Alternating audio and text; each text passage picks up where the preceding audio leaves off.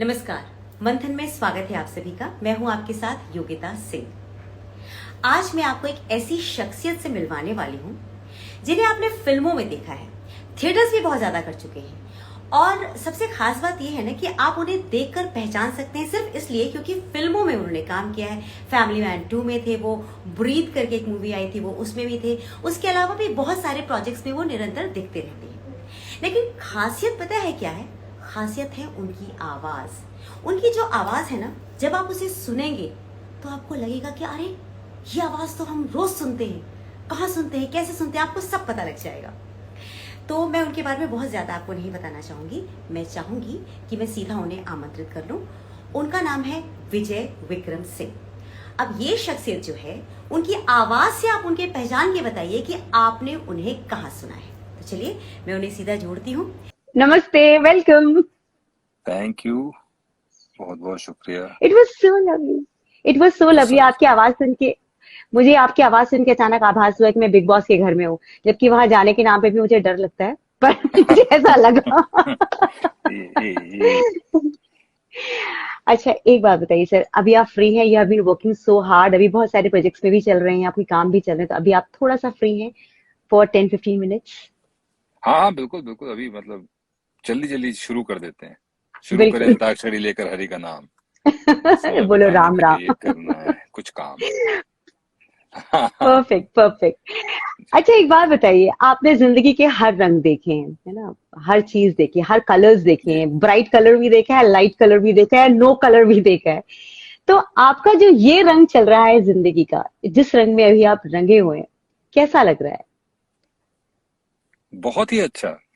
ये वो रंग है जो जिस रंग के बारे में मैंने कभी कल्पना भी नहीं करी थी। तो जब कुछ अकल्पनीय होता है तो वो अविश्वसनीय लगता है, लेकिन बहुत अच्छा लगता है। तो ये कुछ बहुत ही बदले अच्छा हैं लग आप? रहा है। बहुत ज्यादा। बहुत इंसान के ज्यादा बदल तौर रहे पे हैं। आप ग्रो हुए हैं, या मतलब मैं बदलाव में आप में क्या बदलाव ज्यादा आया है? I would like to believe कि मैं थोड़ा बहुत तो ग्रो किया हूँ। और बदलाव ये आया है कि जिंदगी को देखने का नजरिया बहुत ज्यादा बदल गया है। लोगों को देखने का नजरिया बहुत ज्यादा बदल गया है। मैं से बाहर दुनिया जो है वो देखने की कोशिश जारी हो गई है, और वो कोशिश निरंतर चलती रहती है। तो जब आप मैं से बाहर देखने का प्रयास करते हैं और मैं से बाहर देखने लगते हैं, तो फिर दुनिया थोड़ी बदल सी जाती है। दुनिया के प्रति आपका नजरिया बदल सा जाता है, और आपको समझ में आने लगता है कि मैं एक जिस कुएं में था, उसके बाहर की जो दुनिया है वो बहुत खूबसूरत और बहुत बड़ी है। तो वो प्रयास जारी है, वो कि समझा जाए, पर्सपेक्टिव समझे जाए, लोगों को समझा जाए। तो उस लिहाज से मुझे लगता है कि ग्रो हो रहे हैं, कुछ कुछ आगे बढ़ रहे हैं जीवन में। हमें हमारे हिसाब से और और हमारे ये नजरिए चीज से एक देखे तो आप अभिनेता के, बहुत बहुत आगे बढ़े हुए हैं। नहीं नहीं, थैंक यू सो मच। मैं एक और चीज ऐड करना चाहूंगा कि ये जो सोच का बदलाव है, ये तब से आया है जब से थिएटर से जुड़े थोड़ा एक्टिंग करने का सोचने लगे कि एक्टिंग में जी। किरदार आप निभाते हैं, और उसका जी। एक उसूल ये है कि किसी किरदार को आप जज नहीं कर सकते। आपने अगर किरदार को जज कर लिया तो फिर आप उसको निभा ईमानदारी से नहीं हाँ। निभा पाएंगे। कि अगर कोई किरदार किसी तरह से सोच रहा है, तो आपको ये नहीं सोचना है कि अरे ऐसा कैसे हो सकता है। आपको ये सोचना है कि अगर वो ऐसा सोच रहा है तो वो नजरिया क्या है। तो इसलिए जो है, you start empathizing a lot with people, and you start appreciating different point of view, कि मतभेद हो हम्म। सकते हैं। अटल जी ने कहा था राइट। ना कि मतभेद होने चाहिए, मन भेद नहीं नहीं। होने चाहिए। Very right. मुझे लगता है कि theatre makes you spiritual, it teaches you the basics of life, the basics of spirituality, और आपने बिल्कुल वही किया कि किरदार को समझने के लिए एक अलग पर्सपेक्टिव की जरूरत है, हर किरदार को जी। समझने के लिए, एंड दिस जी। Is what spirituality teaches us. जी बिल्कुल बिल्कुल, मुझे भी यही लगता है कि आर्ट फॉर्म में ये एक्टिंग खास तौर पे एक बहुत ही रूहानी और एक, जैसे आपने कहा, स्पिरिचुअल एक सूफी सोच वाली चीज है। और अगर जितना अंदर जाते जाते हैं आप, जितना अंदर घुसते जाते हैं, उतनी ही परतें खुलती हैं और उतने ही आप एक इंसान के तौर पर और बेहतर होते जाते हैं। ब्यूटीफुल। आपकी पैशन लिस्ट में कभी था कि आप एक्टिंग करेंगे या फिर कभी आप वॉइस ओवर में इतना बड़ा नाम कमाएंगे? जो बचपन की हमारी लिस्ट होती है ना कि मैं बड़ा होके ये बनूंगा, कभी था ऐसा? कई बार लिस्ट जो अपनी होती है वो बहुत ज्यादा आसपास से गवर्न होती है, आपके माहौल से गवर्न होती है। आसपास हमें हमेशा हम्म, माहौल एकेडमिक का मिला, क्योंकि हम हम्म, छोटे शहर से आते हैं। छोटे शहरों में तो वही होता है ना कि आप या तो इंजीनियर बनते हो या डॉक्टर बनते हो, कुछ नहीं होता है तो एमबीए करते हो, अगर वो भी नहीं कर पाए तो बैंक में जाते हो। अच्छा। तो वो अवेयरनेस तो थी नहीं कि अच्छा, अब मैं व्हेन आई लुक बैक, जब मैं रेट्रोस्पेक्टिव एनालिसिस करता हूँ तो समझ में आता है कि अरे, स्कूल में तो मैंने बेस्ट एक्टर अवार्ड जीता था। स्कूल में मुझे हाँ, बहुत इस बात के लिए सराहना भी होती थी और डांट भी पड़ती थी कि मैं को करिकुलर एक्टिविटीज में ज्यादा इन्वॉल्व रहता था। कहीं अगर वाह, एनुअल डे में कुछ करना है तो वहाँ एलोक्यूशन में, डिबेट में, इन सब चीजों में पार्टिसिपेट करने में मैं एकदम आगे रहता था। क्लास से जितनी देर दूर रह सकूं उसके लिए मैं कुछ भी करने को तैयार रहता था। लेकिन कभी ये नहीं सोचा कि इसका मतलब ये है कि मेरा रुझान थोड़ा क्रिएटिव साइड पे है। ये कभी दिमाग में आया भी नहीं। दिमाग में ये आया, या हमारे दिमाग में ये डाला गया कि थोड़ा पढ़ाई में जो है इसकी रुचि थोड़ी कम है, तो इसको थोड़ा सा कम रुचि है। उसके, हाँ, उसको बढ़ाना चाहिए। लेकिन कभी ये अवेयरनेस नहीं थी कि इसका मतलब ये है कि मेरा इंक्लिनेशन थोड़ा सा परफॉर्मिंग आर्ट्स की तरफ है और मुझे थोड़ा उसकी तरफ तवज्जो देनी चाहिए। चलिए, अगर करियर ना भी बनाए तो एक बार देखें, कि एक्सप्लोर करें। वो एक्सप्लोरेशन भी नहीं हुआ बचपन में। तो बिल्कुल जो आपका सवाल है कि क्या कभी सोचा था? कभी नहीं ख्वाबों सोचा था। ख्यालों में भी नहीं था। ख्वाबों ख्यालों में दूर भी नहीं दूर था। तक नहीं, दूर दूर उतना ही था जितना इस चकाचौंध को देखकर आपके अंदर, सबके अंदर ख्याल आता है। फिल्म फेयर अवार्ड देखते हैं, वो तो बहुत पहले हाँ, से देख रहे हैं। वो देखते थे तो लगता था वाह वाह क्या दुनिया है, बड़ी मजेदार है। कभी बन सके तो, पर वो उसको आप एस्पिरेशनल वो नहीं कर सकते कि ये हमने कभी एस्पायर किया ऐसा करने के लिए। तो शायद सबके साथ ऐसा एक बार होता है, वो ग्लैमर देखकर। पर सीरियस एस्पिरेशन कभी नहीं आई, क्योंकि अवेयरनेस नहीं थी। Very right. अच्छा, आपसे बात करते टाइम, आपसे इंटरेक्ट करते टाइम मुझे ऐसा लग रहा है कि आपकी जर्नी ना कुछ अलग जरूर रही होगी, कुछ ट्रैक आपका अलग जरूर रहा होगा, क्योंकि आपकी बातों में मुझे अगर मतलब प्रोग्रेसिव चीजें दिखे तो साथ में कुछ आध्यात्म का पुट भी नजर आ रहा है। तो जो इंसान अपनी जिंदगी में बहुत गिर के उठा होता है, अक्सर उस इंसान के अंदर ये वाली चेंजेस होते हैं जो आपके अंदर, आपकी बातों में मुझे नजर आ रहा है। तो क्या हम आपकी जिंदगी का कुछ अनकहा अनछुआ पहलू छू सकते हैं, आपकी जर्नी समझ सकते हैं पहले से?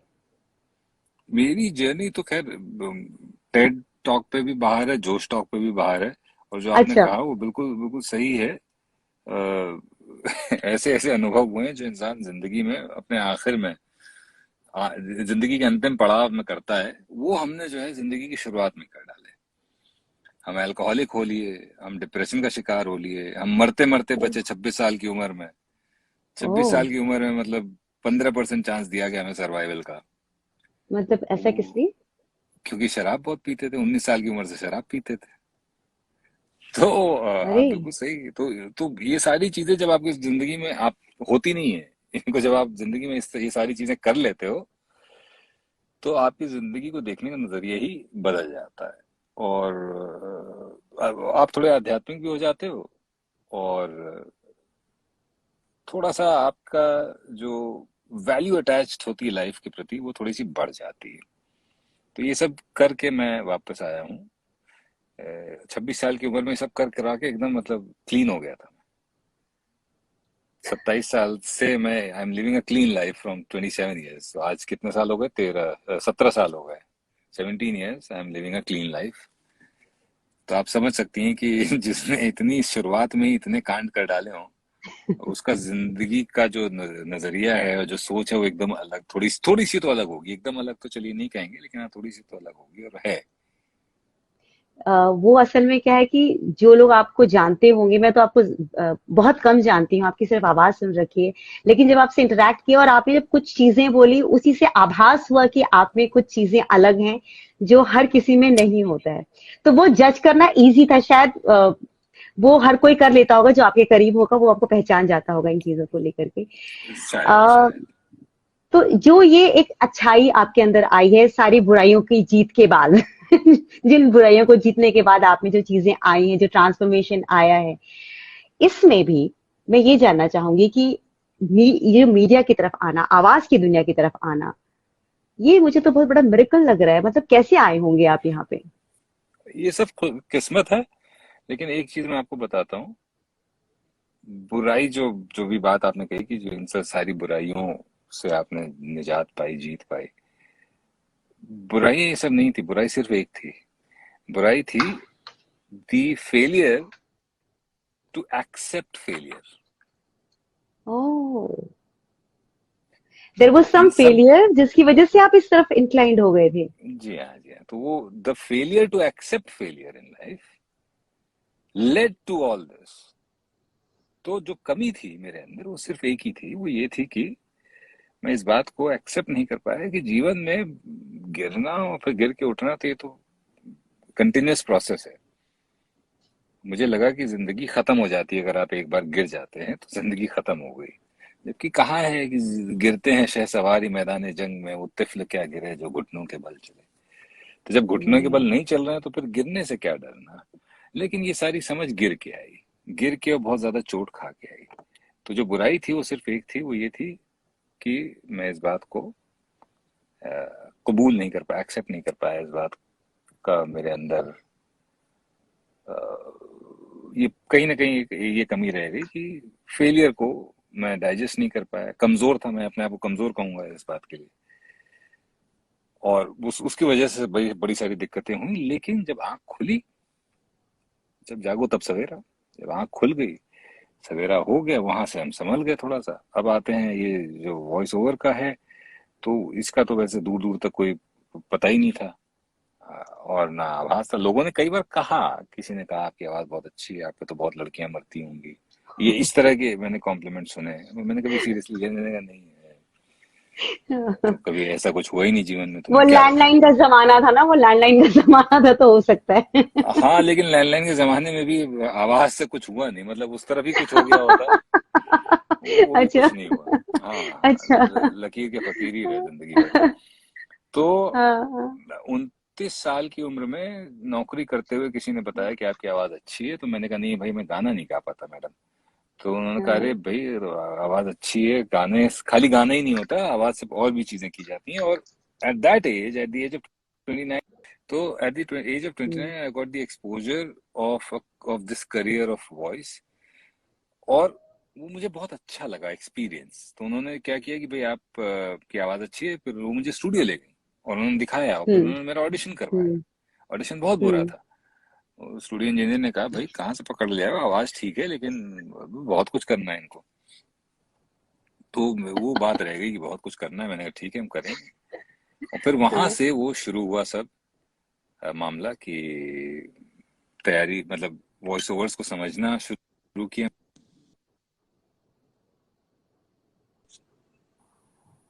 हाँ, तो वॉइस ओवर को समझना शुरू हम्म। किया। और उसके बाद फिर इस तरफ, इस 2.5 साल लगे मैंने, फिर उस करियर के लिए 2.5 साल अपने आप को तैयार किया। और फिर उसके बाद मैं इस करियर में आ गया। फिर अब everything is a history now. Dance India everything is, dance, Indian idol, फिर बिग बॉस की वो नरेटिव वॉइस। अच्छा, मुझे ना एक छोटा सा शक है, मैं वो जी शक जी थोड़ा दूर करना चाहती हूँ। जी जी। आप सच्ची सच्ची बोलेगा कि बिग बॉस की वॉइस आपकी नहीं है? नहीं नहीं नहीं, बिल्कुल नहीं है, बिल्कुल नहीं, बिल्कुल नहीं, आई बिल्कुल नहीं। शपथ। नहीं आई नहीं, शपथ। बिल्कुल भी नहीं। बिग बॉस तो, बिग बॉस को जिसने देखा वो फिर जेम्स बॉन्ड की तरह है, मतलब बिग बॉस इज पता नहीं, मुझे ऐसा इनविजिबल। शक होता है बिकॉज मैंने आपकी आवाज को ना बहुत बार सुन के देखा, और मुझे बार बार यही लग रहा था, मैंने कहा ये तो बहुत ज्यादा रिजेम्बलेंस है बिग बॉस की आवाज को थोड़ा सा वो और शांत करके और उसमें बेस डाल देते, बस यही तो फर्क हल्का सा है। मैंने कहा मैं पूछूंगी जरूर, मेरा शक जो है वो सच है या झूठ है, एक बार क्लेरिफाई हो जाएगा। कहीं आपको ऐसा तो नहीं या बताना नहीं है कि तुम बिग बॉस हो, ऐसा तो कुछ आपके ऊपर नहीं, अगर प्रेशर नहीं ऐसा होता तो है? मैं आपके साथ होता ही नहीं, मैं आपके साथ लाइव नहीं, सेशन में ही ना होता। वो तो नैरेटिव वॉइस के चक्कर में आप बच गए हैं थोड़े से इसलिए आप आ गए हैं। नहीं नहीं, बिल्कुल भी नहीं। अब तक हाँ, बवाल मच चुका होता, सही हंगामा ही बात है। क्यों मैं करता। मैं मैं डर के मारे बिग बॉस वाले को ना, मैंने वो @ करके जो जोड़ते हैं ना, मैंने जोड़ा ही नहीं मैंने कहा जोड़ूंगी नहीं उन लोगों को लेट मी प्ले सेफ। हाँ, आपके कुछ फैंस हैं। I am excited a lot for your upcoming series OPS। Special ops. लोगों को आपके बारे में। हाँ, आपने ट्रेलर देखा कि नहीं देखा? मैंने ट्रेलर कहाँ देखा अभी। अच्छा ठीक है, मैं आपको भेजता हूँ। मैंने जी। आपको नहीं भेजा था, आई एम सॉरी, मुझे कल ही भेज देना चाहिए था। कल ही, सॉरी, ट्रेलर नहीं, टीजर आया है कल। अच्छा, जी जी, कल प्लीज टीजर आया शेयर है। कीजिएगा और ना। हाँ। हम्म। मैं शेयर करता हूँ आपके साथ। ठीक है।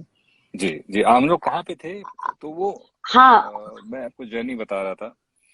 हम्म। अ, ये तो किसी ने बताया, और मैंने, मुझे एहसास आपको हुआ कि पहली हाँ बार ये, कह दिया गया कि आप अच्छा नहीं बोल पाते, आपको पहली बार वहां से हाँ ये बोल वो दिया तो साउंड जी जी इंजीनियर जी, ने। साउंड इंजीनियर ने कह दिया कि अच्छा नहीं बोलते, हाँ। पर वो चीज घर कर गई कि नहीं यार, ये मजा बहुत आ रहा है इसमें, ये करना है, इसमें कुछ करना है। तो करना शुरू किया, हम्म। तैयारी शुरू की, मतलब ट्रेनिंग शुरू की, ट्रेनिंग शुरू करी, ट्रेनिंग करते रहे। 2.5 साल हो गए नौकरी करते हुए, ट्रेनिंग कर रहा था, ऐसा नहीं कि मैं स्ट्रगल करने लगा। अच्छा। और जो नौकरी करे, फिर ये समझ में आया कि भैया नौकरी करते हुए ये काम नहीं किया जा सकता है, मुश्किल है। जाहिर तो है। फिर शादी की बात चलने लगी। तो जब हमारी शादी तय हो रही थी, तो हमने अपनी वाइफ को बताया कि भाई ये मेरा, इवेंचुअली शायद मैं ये करने लगूं। अभी जो आप हम्म। पैशन ये जो देख रहे हो, पैकेज, नौकरी, ये हाँ। शायद हाँ। न रहे आगे। बोले, क्यों ना रहे? इसलिए ना रहे कि हो सकता है I might quit and start doing this. Hmm. बोले अच्छा, व्हेन? ऐसे लेटर। सो गीतांजलि जो हमारी बेगम है, उन्होंने कहा लेटर, जो एक्सपेरिमेंट जीवन में करना है वो भी कर लें। हम्म। उनका कहना था कि भाई अगर, वाओ हाँ, उनका ये कहना था कि भाई अगर जो करना है वो हाँ, अभी कर लीजिए, क्योंकि बाद में फिर और रिस्पॉन्सिबिलिटीज बढ़ेंगी, तो और फिर नहीं कर पाएंगे। बिल्कुल सही। चल गया मामला तो अच्छी बात है, नहीं चला तो तजुर्बा। क्यों डरें, क्या होगा? कुछ नहीं होगा तो तजुर्बा होगा। तो वो हम्म। मैं दरवाजे पे खड़ा होके जो सोच रहा था, तो दरवाजे से धक्का गीतांजलि ने दे दिया। लवली। तो इसीलिए होता है ना कि सक्सेस जो है वो कभी भी किसी एक अकेले इंसान की नहीं होती। Success is always a shared trophy basically. You can not take credit of success all by yourself. अगर मेरे जीवन में, मेरे जिस कंपनी में मैं काम करता था, उसके बॉसेस इतने सपोर्टिंग थे कि बोले अच्छा भाई तुम्हें ये करना है, तुम्हारे पैशन है, तो उन्होंने ट्रेनिंग अपने खर्चे पर, हमारी कंपनी ने वॉइस ट्रेनिंग कराई मेरी, कि भाई पैशनेट आदमी है, चलो इसका वो करते हैं। ऐसी कौन सी कंपनी थी, ऐसी कौन सी इतनी अच्छी कंपनी थी? जी, रिलायंस ग्रुप, बिग एफएम जो है, जो उस समय रिलायंस ग्रुप के अंडर में था। तरुण कटियाल और अर्जुन सिंह बरान हमारे बॉसेस थे, तो वो मिल गए। अच्छा, फिर करियर की जब शुरुआत कर रहे थे, तो आशीष गोलवलकर साहब मिल गए, जो भी सोनी के कंटेंट हेड है। उन्होंने गाइडेंस दिया और हमेशा सपोर्ट किया। फिर जब करियर के लिए लगे हुए थे कि अब जाएं, कैसे जाएं, कब जाएं, तो गीतांजलि आ गई और उन्होंने करियर शुरू करा दिया।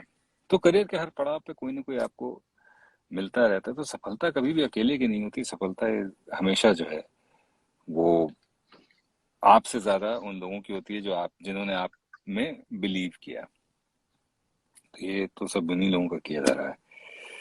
हमारा तो बस ये अच्छा था कि हुआ। हमारे, हाँ, हमारा तो बस एक था कि हमारे अंदर बिलीफ था कि मैं कर लूंगा। मैं कुछ भी सुनता तो मैं कहता ये तो मैं भी कर लूंगा, कर लूंगा कर लूंगा कर लूंगा मैं, कर लूंगा। राइट। अच्छा, ये कलते कलते आप फिल्मों में क्या करने लगे? अचानक ये फिल्मों में कैसे पहुंच गए?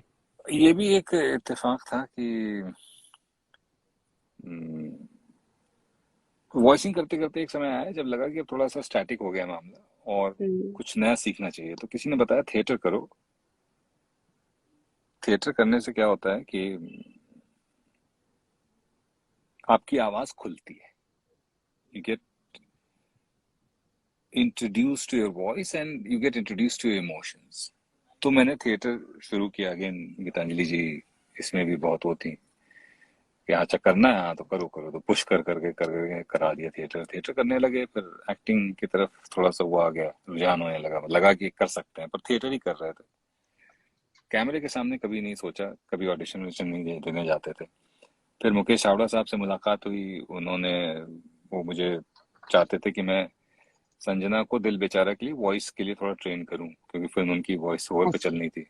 और उनको पता चला कि हाँ, एक्टिंग भी करते हैं, तो उन्होंने कहा चलिए आइए एक ऑडिशन दे दीजिए। तो ऑडिशन दिया, फैमिली मैन का ऑडिशन था वो। तो वहां से अजीत का जो कैरेक्टर है वो वहां से आया 2019 में। हाँ, लवली तो लवली। इस तरह कलते अच्छा, वो कलते आप जो ट्रेन है, करने गए कलते थे? कलते कर लिया। आप कल ही गए फिर? देखिए, हाँ। गीतांजलि जी के आईडी से आपकी बेटी कह रही है, वाओ पापा यू आर दी बेस्ट। क्या बात अरे है। अच्छा। तो मैं अभी आपके देखूंगा आपके इनको बच्चे भी कि वॉच कर रहे हैं। हाँ वो नहीं, भी मैं देख रही, पहले तो ये मैंने देखूंगा अचानक कि देखा ना, कैसे। वाओ पापा, तो मैं रुक गई। अच्छा, अभी मैंने ध्यान दिया, ये बिल्कुल सही कह रही हैं। अच्छा, एक बात बताइए, फीमेल फैन फॉलोइंग ने कभी आपको टॉर्चर किया है? टॉर्चर तो कुछ नहीं, लोग यही कहते हैं। आपको कहाँ टॉर्चर लगेगा, मतलब मैं घर वालों की तरफ से पूछ रही हूँ। नहीं नहीं, किसी ने कभी कोई टॉर्चर नहीं। हाय पापा आया हाँ, इनका, गौरी का, हमारी बेटी है हाँ, गौरी। जी तो जी, मतलब टॉर्चर कुछ नहीं, कभी कभी रिक्वेस्ट लोगों की आती है कि साहब ऐसे बोल के भेज दीजिए। अच्छा। तो वो फिर कभी भेज भी देता हूँ, तो फिर एक आता है अच्छा इसके नाम से भी भेज दीजिए, इसके नाम से गुड मॉर्निंग भेज दीजिए। अरे बाप रे। तो फिर ये बोलना पड़ता है कि भाई बस, अब अगर थोड़ा बोला सा। तो मैं पेड कर दूंगा इसे। नहीं, फिर ये लगता है कि भाई थोड़ा सा you have to draw line somewhere. Yes, it's required, it's required. तो टॉर्चर तो नहीं, बस हाँ कभी कभी थोड़ी बहुत तकलीफ हो जाती है और कुछ नहीं। गीतांजलि जी का कभी ऑब्जेक्शन आता है? क्योंकि कई बार टीवी में जब हम बिग बॉस वगैरह देख रहे होते हैं, तो उसमें कभी कभी जो कंटेस्टेंट्स हैं वो भी आपको आई लव यू वगैरह बोल जाते हैं, तो नहीं, वो मुझे नहीं वो बोलते, वो सब। बिग बॉस को बोलते हैं। तो मुझे तो बिग अभी भी बॉस। शक है कि आप ही हैं। नहीं नहीं, गीतांजलि जी को कोई ऑब्जेक्शन। गीतांजलि जी तो अभी आप जब ये स्पेशल ऑप्स का ट्रेलर देखेंगी, उसमें आप मेरी फीमेल को स्टार को देखेंगी। She is a Ukrainian very beautiful lady हाँ, and very wonderful actor as well. तो वो तो मतलब हम लोगों ने तो काफी बातचीत करी है उनसे, और वो तो अभी भी करती रहती हैं, और कैसा रहा, मजा आया कि नहीं हाँ, आया। हाँ। तो उनको कभी इन सब को लेकर कोई इनसिक्योरिटी नहीं है उनको। बहुत इस मामले में बहुत चिल्ड है। अच्छा, आपके बारे में कहीं मैं पढ़ रही थी, आप जो विकिपीडिया में आता है कि आप आर्मी ज्वाइन करना चाहते थे कभी। जी जी जी जी जी। तो कभी ये दर्द आपको होता है? आप कभी सोचते हैं, पीछे मुड़ के देख के सोचते हैं कि यार आर्मी में जाना चाहिए था, या फिर खुशी होती है कि बहुत अच्छा हुआ नहीं गया, मैं यहाँ बहुत खुश हूँ? मैंने अभी गीतांजलि को ये बात कही थी। गीतांजलि ने मुझसे एक बार पूछा कि आपको कोई ऐसा रिग्रेट होता है किसी चीज नहीं का? नहीं, उन्होंने कुछ और पूछा था। उन्होंने कहा था कि हाँ, कोई ऐसी लड़की जीवन में जिसको सोच के आज भी लगता हो कि अरे हाय। हाँ, हाँ, तो मैंने कहा काश वो मुझे। होती। तो फिर उस दिन मैंने जवाब नहीं दिया। मैंने बहुत समय बाद, देहरादून में हम थे और मैं इंडियन मिलिट्री एकेडमी देखना चाहता था, और तब मैंने हम्म। उनको कहा था कि मुझे आज तक किसी को लेकर कुछ नहीं होता, लेकिन हाँ कभी कभी वर्दी हाँ, को देखकर जरूर दिल में एक टीस उठती है। लेकिन उसका जवाब भी मैंने उनको दिया था। मैंने कहा था कुछ रिश्तों का नमक ही दूरी होता है, ना मिलना भी जरूरी होता है। ब्यूटीफुल। तो ब्यूटीफुल। कुछ रिश्तों का नमक दूर ही है। दूर से ही शायद वो जो मोहब्बत है फौज के प्रति वो आज भी जिंदा है, हमेशा रहेगी। शायद ये भी कभी लगता है, दुख दुख तो नहीं पता, कभी कभी कभी एक लगता है कि हाय। लेकिन फिर मैं अपनी अभी की जिंदगी को देखता हूँ और मैं खुश हो जाता हूँ। कभी कोई रिग्रेट हुआ किसी चीज का? अब अगर मतलब जिस पोजीशन पे अब आप हैं असल में, जहाँ पे अब सब कुछ है आपके पास, पीछे मुड़ नहीं, के अभी देखते हैं तो कभी कुछ, बहुत कुछ नहीं है।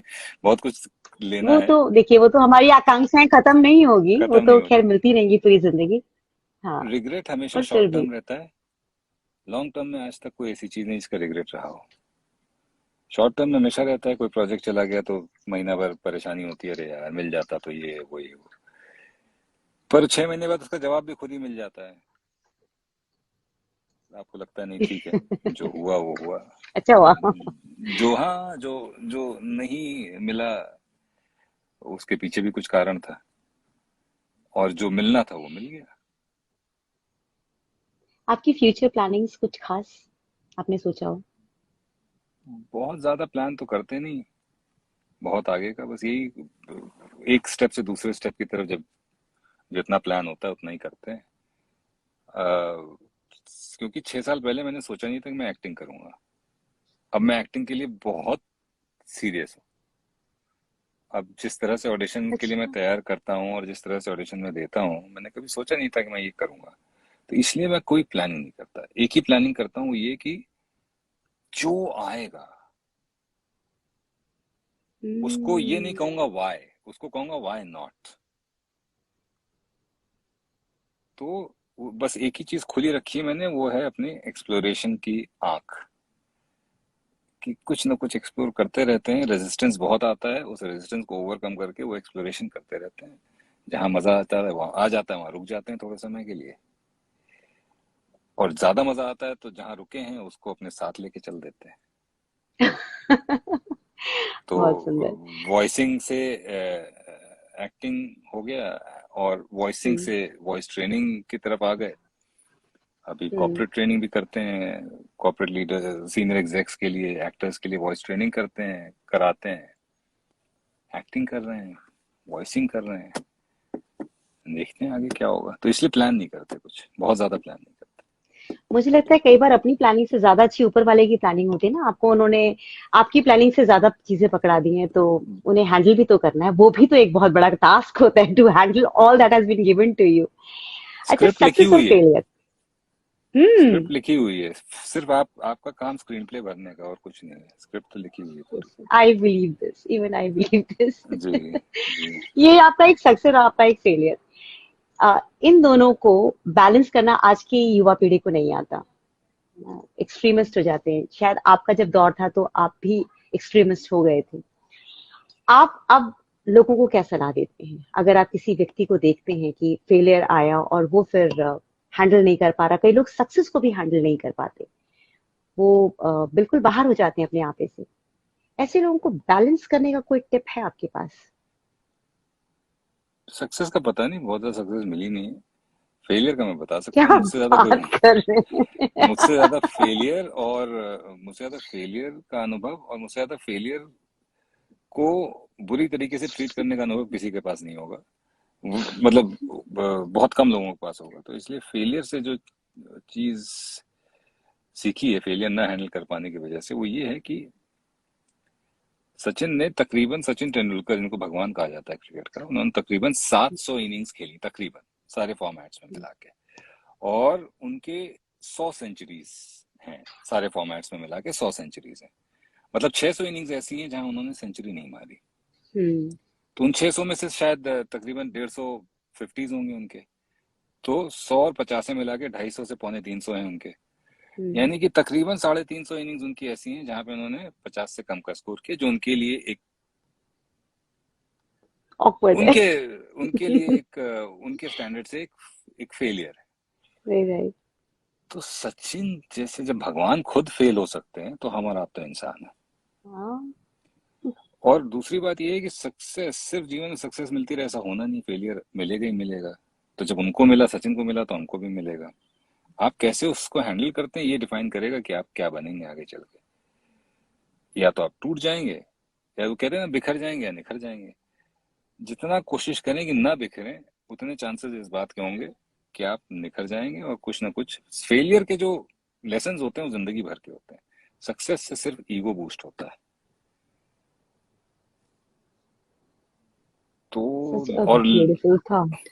जी, जी, और लेसन जो हैं, जो फेलियर से मिलते हैं, वो जिंदगी भर चलते हैं, अगर हम उनको सही ढंग से ले लें। तो मतलब फेल तो होना ही होना है आपको। There is no way you can wish to not fail, पर ऐसा होगा नहीं। तो जो चीज इनएविटेबल है उसको जितना स्वीकार कर लें, जितना आत्मसात कर लें, उतना अच्छा है।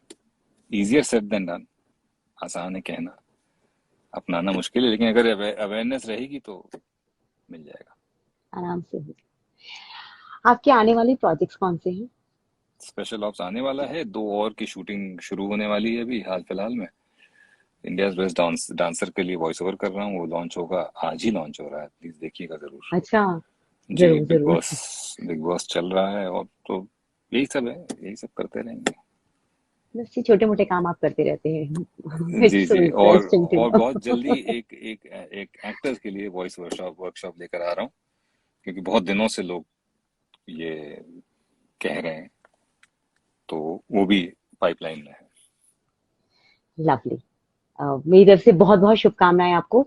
चलते चलते जो हमारे दर्शक हैं, दो काम आपको करना पड़ेगा। एक, आप उन्हें जो वॉइस ओवर में आपकी तरह बनना चाहते हैं, निखारना चाहते हैं खुद को उनके लिए कुछ टिप दे दीजिए कि वो फटाफट क्या करें, कैसे सीखें।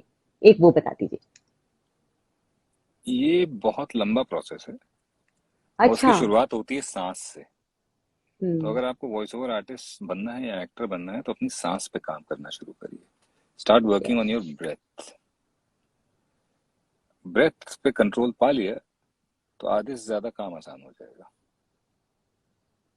तो ये एक टिप है। और ये काम रोज करना पड़ेगा, अनफॉर्चुनेटली। इसका यस। कोई शॉर्टकट नहीं है। मैं एक चीज कहता हूँ अपने वर्कशॉप्स में, मैं कह देता हूँ कि वो your voice is the only living instrument. All other instruments can be tuned from हाँ। outside. This is one instrument that can only be tuned from inside, and tuning from inside is a long drawn process. तो जो भी आवाज पे काम करना चाहते हैं, जरूर करें, और अपनी ब्रेथ पे काम करना शुरू करें, पेशेंस रखें। पेशेंस सबसे इम्पोर्टेंट चीज।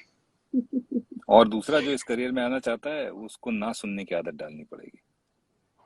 फेल होना सीखना पड़ेगा, क्योंकि आप 10 जगह ऑडिशन देते हो, उसमें से बहुत अच्छे हैं आप तो 5 जगह से यस आ जाएगा, और बहुत किस्मत खराब है तो शायद 8 जगह से ना आ जाएगा। तो ना तो आएगा आएगा, तो you have to learn to live with nos, with rejection. अगर आप इसको रिजेक्शन समझते हैं, तो मैं इसको रिजेक्शन नहीं मानता। ये ऑडिशन में आप जब नहीं, ब्रेथ पे कैसे कंट्रोल करना सर प्लीज बताइए। ब्रीदिंग एक्सरसाइजेस करिए, सांस लीजिए, रोकिए, छोड़िए, सांस लीजिए, रोकिए, छोड़िए, विद अवेयरनेस, विद कंट्रोल।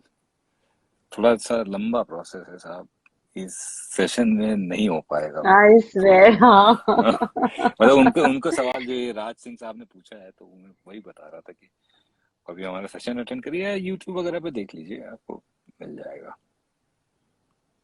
आपके बहुत सारे फैंस असल में चाहते हैं कि आप उनको हेलो हेलो तो बोल ही दें। माइकल वाला प्रसाद। माइक पता वाला नहीं, प्रसाद। माइक वाला प्रसाद। सॉरी। माइक वाला प्रसाद।